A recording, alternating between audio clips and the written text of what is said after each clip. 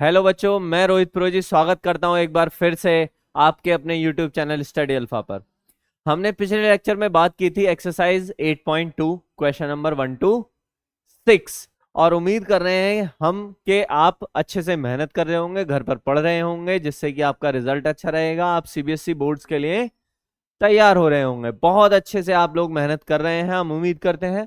पिछले लेक्चर में हमने बात की थी बच्चों एक्सरसाइज 8.2 क्वेश्चन नंबर 1 to 6। आज हम उससे आगे बात करेंगे, ठीक है, जिसमें क्वेश्चन नंबर 1 to 6 उसमें कुछ पार्ट्स थे, सब में अलग अलग। क्वेश्चन नंबर 1 और 2 हमने किया था एक्चुअल में, जिसमें क्वेश्चन नंबर 1 में 5 पार्ट्स थे और उसमें से कुछ हमने सोल्व किए थे, कुछ हमने आपके लिए होमवर्क में दिए थे। ठीक है, क्वेश्चन नंबर 2 में जो एमसीक्यू पोर्शन था जिसमें 3 एमसीक्यू थे, ठीक है, वो भी कुछ हमने किए थे, कुछ आपको होमवर्क में दिए थे। ठीक है, तो उसमें एक्सरसाइज 8.2 में कितने क्वेश्चन किए थे हमने लास्ट क्लास में? Question 1 and 2 with all the parts, सभी पार्ट्स के साथ। तो आज हम शुरू करने जा रहे हैं क्वेश्चन नंबर 3। ठीक है बच्चों, इसमें हमें पहला क्वेश्चन में हमें वैल्यू दे रखी है 10a is equals to 10a plus B equal √3। अब देखो 10 में a प्लस बी किसकी वैल्यू होती है? 10a plus B equal √3। 10 में √3 किसकी वैल्यू होती है? 10 में √3 वैल्यू होती है 10 में a प्लस बी √3। 10 में किसकी वैल्यू होती है? 10 60 की। तो जब हम इसको कंपेयर करेंगे तो 10 से 10 हट जाएगा, ठीक है, बाय कंपेयरिंग। ठीक है, a प्लस बी इक्वल क्या रह जाएगा? a प्लस बी इक्वल हो जाएगा 60, इक्वेशन 1। ठीक है, ऐसे ही दूसरी इक्वेशन क्या है हमारे पास? 10a माइनस बी इक्वल है हमारे पास 1/√3। अब 10 में 1/√3 किसकी वैल्यू होती है? 10 में 1/√3 जो वैल्यू होती है वो होती है 1030 की। किसकी? 1030 की। तो जब हम इसको कंपेयर करेंगे तो a माइनस बी इक्वल क्या होता है? 30 डिग्री। ये हमारे पास हो गई दो इक्वेशन, एक इक्वेशन 1 और एक इक्वेशन 2। और बच्चों ये चीज ध्यान रखना, मोस्ट इंपॉर्टेंट क्वेश्चन है, ठीक है। एक तो ये मोस्ट इंपॉर्टेंट है जो आता है, ठीक है, और एक इसी के एग्जाम्पल में है साइन को लेकर के, यानी 10 की जगह पर क्या है? साइन। फिर उसकी जो वैल्यू दे रखी है साइन के अकॉर्डिंग, वो दोनों ही क्वेश्चन इंपॉर्टेंट है। और हम इतना कह सकते हैं कि उन दोनों में से कोई सा ना कोई सा एक एग्जाम में जरूर आता है। ठीक है बच्चों, चाहे स्टैंडर्ड में आए चाहे बेसिक में आए, क्योंकि सीबीएसई मैथ्स के दो एग्जाम होते हैं, एक स्टैंडर्ड मैथ्स होता है, एक बेसिक मैथ होता है। तो या तो स्टैंडर्ड में या बेसिक में, इन दोनों में से कोई सा ना कोई सा एक तो ये क्वेश्चन है और एक एनसीईआरटी के एग्जाम्पल में है। दोनों मोस्ट इंपॉर्टेंट है, दोनों में से कोई सा ना कोई सा एक एग्जाम में जरूर आ जाता है। ठीक है, अब इसमें हमारे पास a plus B equal 60 degree है, a minus B equal 30 degree है। ठीक है, तो हम जब दोनों इक्वेशन को ऐड करेंगे, ऐड इक्वेशन 1 एंड इक्वेशन 2, ठीक है, तो a plus B equal 60 degree, a minus B equal 30 degree. दोनों को जब हम ऐड करेंगे, जब हम दो इक्वेशन ऐड करते हैं ना, तो दोनों साइन सेम रहते हैं। ऐड करने पर साइन जो है वो सेम रहते हैं। ए ये कट जाएगा क्योंकि ये प्लस का है और ये माइनस का है। a एंड a क्या हो गया? 2a इक्वल 60 और 30 90 डिग्री। a की वैल्यू क्या हो गया? 90 डिवाइडेड बाई 2, यानी ये इससे कैंसिल हो गया, तो ये कितना आ गया? 45। a हमारे पास कितना आ गया? 45। ठीक है बच्चों, अब इस a की वैल्यू a 45 डिग्री को हम किसी भी एक इक्वेशन में रख सकते हैं, चाहे तो हम इसमें रख सकते हैं, चाहे हम इसमें रख सकते हैं। तो क्वेश्चन ये है कि क्या सर a और b की वैल्यू रख करके, a की वैल्यू 45 रख करके अगर हम किसी भी इक्वेशन में रखेंगे, ठीक है सर, अगर हम इक्वेशन 1 में रखें या इक्वेशन 2 में रखें, तो क्या सर दोनों से सेम आंसर आएगा? बिल्कुल करेक्ट, दोनों से सेम आंसर आएगा और सही आएगा। ठीक है बच्चों, तो हम दोनों में जिससे आपको सुटेबल हो आप उससे रख लीजिए। a is equal to 45 in equation 1 और इक्वेशन 2। ठीक है, put a equals to 45 in equation, ठीक है, इन इक्वेशन 1, ए की वैल्यू 45 डिग्री समीकरण 1 में रखने पर। तो ये हो गया A 45 plus B equal 60 degree. B की वैल्यू क्या हो गई 60 माइनस 45, ये आ गया हमारा बी इक्वल हो गया 15 डिग्री। कितना हो गया बी इक्वल हो गया 15 degree. B equal 60 minus 45 degree, B equal हो गया 15 डिग्री आंसर। ये दोनों आंसर हो गए ए और बी। ठीक है बच्चों, जल्दी से इस क्वेश्चन का स्क्रीनशॉट ले लीजिए ताकि हम उससे आगे आपके अगले क्वेश्चंस पर आए। ठीक है बच्चों, और ध्यान रखना मोस्ट इंपॉर्टेंट क्वेश्चन है। ठीक है, फिर से एक बार बता देते हैं, मोस्ट इंपॉर्टेंट एक ये है और एक एनसीईआरटी के एग्जाम्पल में है। दोनों क्वेश्चन बहुत मोस्ट इंपॉर्टेंट है, दोनों में से कोई सा ना कोई सा एक जरूर आता है एग्जाम में। ठीक है बच्चों, ठीक है, और उम्मीद करते हैं आप मेहनत कर रहे हैं जिससे कि आपका रिजल्ट जो है वो अच्छा रहेगा। ठीक है, इसका जल्दी से स्क्रीनशॉट ले लीजिए ताकि हम अगले क्वेश्चन की ओर बढ़ सकें। तो आइए, नेक्स्ट जो क्वेश्चन है वो एक्चुअल में ट्रू और फॉल्स है। वैसे तो ट्रू फॉल्स आपके एग्जाम में आते नहीं हैं, लेकिन कभी कभी इनसे रिलेटेड कुछ चीजें आ जाती हैं जो करना हमें जरूरी है। ठीक है बच्चों, तो मेन चीज क्या है और ट्रू फॉल्स को करने का, क्योंकि ट्रू फॉल्स जब हम करते हैं तो थोड़ा सा इनसे कंसेप्ट क्लियर होता है, बहुत अच्छा कंसेप्ट क्लियर होता है। जैसे साइन ए प्लस बी इक्वल हमको दे रखा है साइन ए प्लस साइन बी। अब यहां तो एंगल ही नहीं है, ये कैसे सोल्व करेंगे।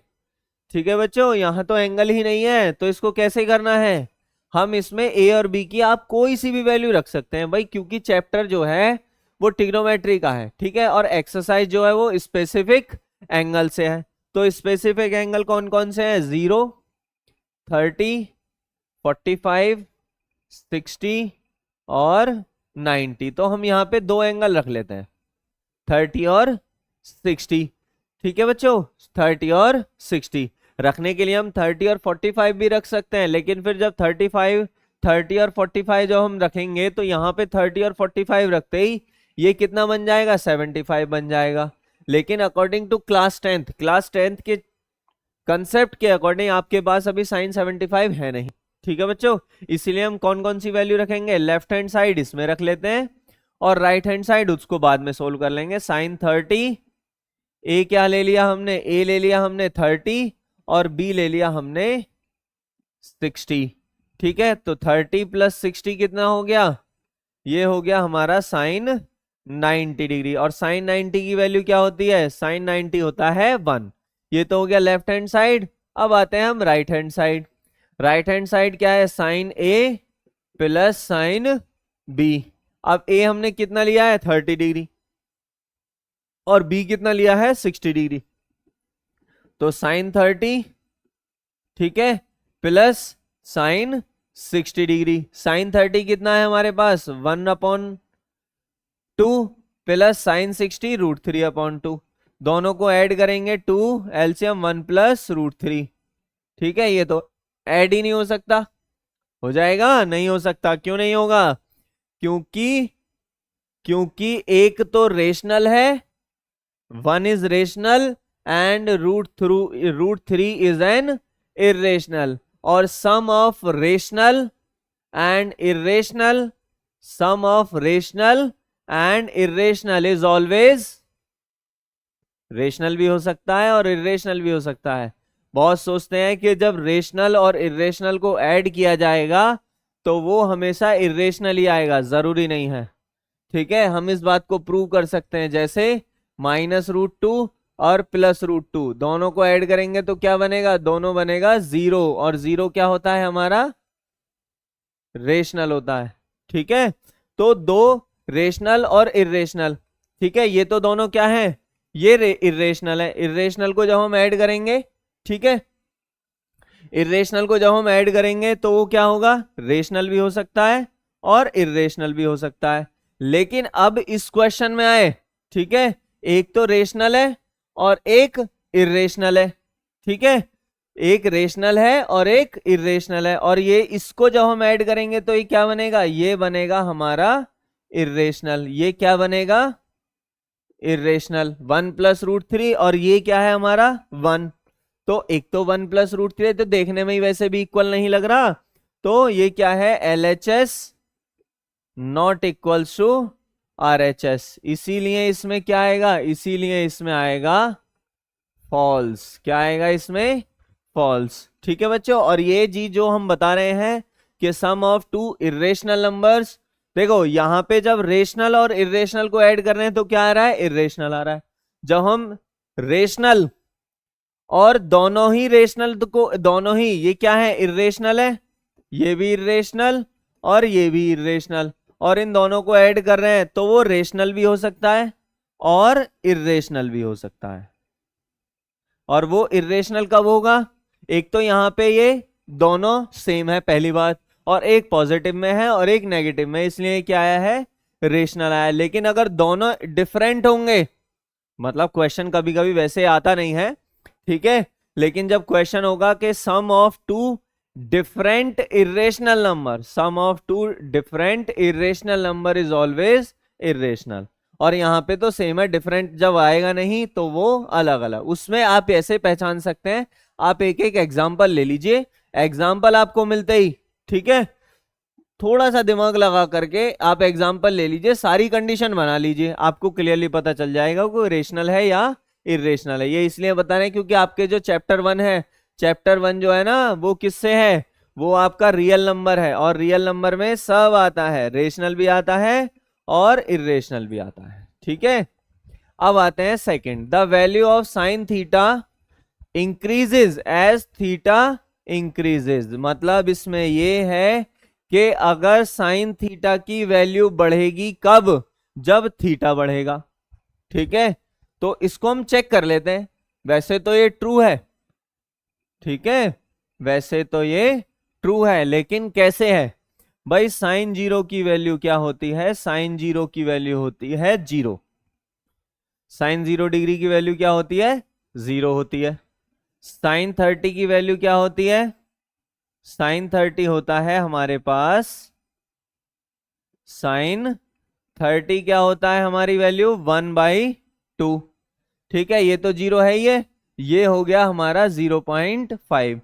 साइन 45 कितना होता है, साइन 45 होता है 1/√2, ठीक है, और 1/√2 1, √2 की वैल्यू क्या होती है 1 पॉइंट अप्रोक्स 4.1 करके होता है। ठीक है, तो जब आप इसको डिवाइड करेंगे तो 0 होकर के 100/141 लगभग ये 0.7 के अप्रोक्स होगा।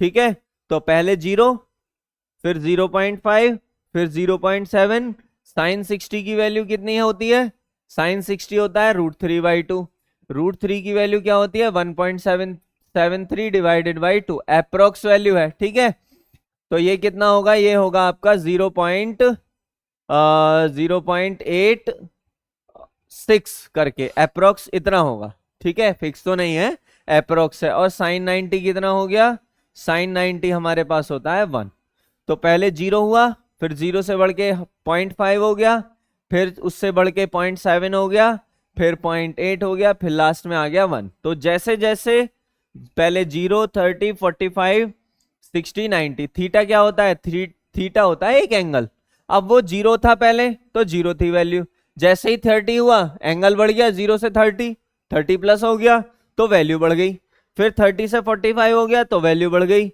45 से एंगल 60 डिग्री हो गया तो वैल्यू बढ़ गई, और 60 से 90 हो गया तो वैल्यू बढ़ गई। तो इट मींस कि अगर the value of sine theta increases as theta increases, अगर हम थीटा बढ़ाएंगे तो क्या साइन थीटा की वैल्यू बढ़ेगी, यस बढ़ेगी, हमने आपको क्लियरली प्रूव करके दिखा दिया। ठीक है बच्चों, सही है। अब आते हैं नेक्स्ट क्वेश्चन पे। ठीक है, नेक्स्ट इसमें जो आगे पार्ट है वो ये है, ये तो हो गया 2 ट्रू और ये फॉल्स। ठीक है, अब इसका था आंसर फॉल्स और इसका था आंसर ट्रू। अब आते हैं नेक्स्ट। ठीक है बच्चों, the value of cos theta increases as theta increases, अब जो साइन के लिए है क्या वो कॉस के लिए भी चीजें एप्लीकेबल होती हैं, बिल्कुल नहीं होती हैं, क्योंकि साइन थीटा की जो वैल्यू है उसका उल्टा कॉस थीटा की वैल्यू है। जैसे साइन जीरो की वैल्यू क्या है 0 और कॉस जीरो की वैल्यू क्या होती है 1 होती है, तो वैल्यू फिर उसी के अकॉर्डिंग घटती चली जाती है। जैसे साइन थीटा की बढ़ रही है, जैसे साइन थीटा की वैल्यू थीटा एंगल है, अभी थीटा यहां पर है, थीटा यहां आया वैल्यू भी यहाँ आई, थीटा यहां हुआ वैल्यू भी यहाँ आई, थीटा यहां आया वैल्यू भी यहाँ आई, थीटा यहां आया वैल्यू भी यहाँ आई। ये किसके लिए है साइन थीटा के लिए। अब कहानी है उल्टी, किसके लिए कॉस थीटा के लिए। तो जैसे जैसे एंगल तो बढ़ेगा, अब एंगल हो गया यहां और वैल्यू है यहां, ठीक है, ये उल्टा है क्योंकि कॉस जीरो की वैल्यू क्या है, कॉस जीरो की वैल्यू है आपकी 1 सबसे ज्यादा।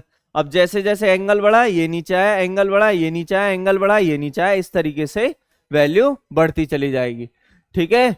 एंगल बढ़ेगा और वैल्यू घटेगी किसके लिए, फॉर कॉस थीटा के लिए। इसके लिए इसमें क्या आएगा फॉल्स आएगा।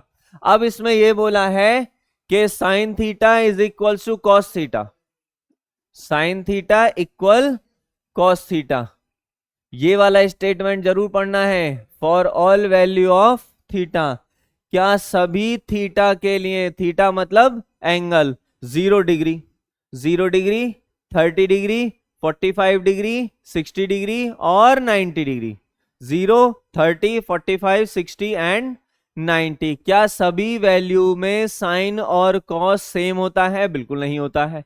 सिर्फ किस में वो वह सेम होता है, साइन 45 वैल्यू 1/√2, कॉस 45 वैल्यू 1/√2। यहां पे सिर्फ और सिर्फ थीटा अगर 45 है तो ही वैल्यू सेम रहेगी, अदरवाइज नहीं रहेगी, अदरवाइज नहीं रहेगी। तो इसमें भी फॉर ऑल वैल्यू तो नहीं हो सकता, तो इसलिए इसमें भी क्या आया, फॉल्स आया, ठीक है।